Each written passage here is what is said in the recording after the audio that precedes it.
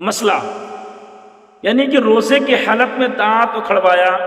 یا دانت میں دوا بھروائی یا منہ میں خون آیا یا منجن یا منہ کا درد کم کرنے کے لیے منہ میں ماؤس واشی لگوائی، تو ان سب صورتوں میں اگر دوا یا خون کا ذائقہ حلق میں محسوس ہوا تو روزہ ٹوٹ جائے گا،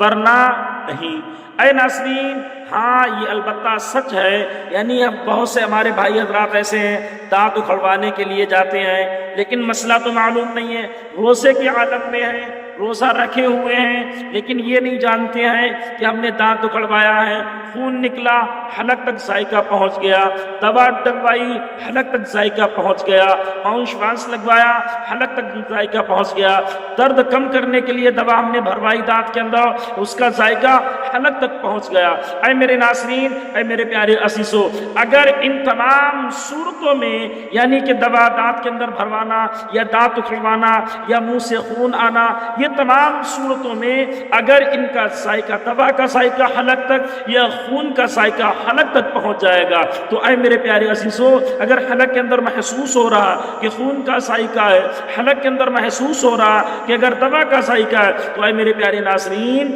روزہ ہمارا ہرگز بچے گا نہیں، یعنی روزہ ٹوٹ جائے گا۔ اور اگر دوا لگوانے سے، دوا بھروانے سے، یعنی دانت اکھڑوانے سے، میرے پیارے ماؤس واش کروانے سے اگر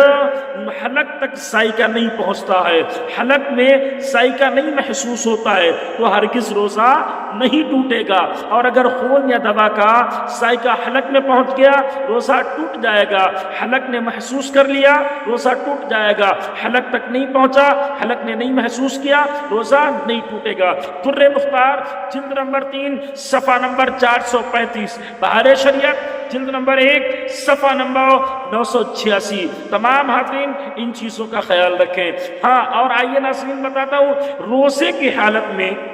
مسواک کرنا جائز ہے۔ روزے کی حالت میں مسواک کرنا جائز ہے، پر اے میرے پیارے، روزے کے عالم میں کسی طرح کا منجن، بالخصوص غل منجن کرنے سے روزہ ٹوٹ جائے گا۔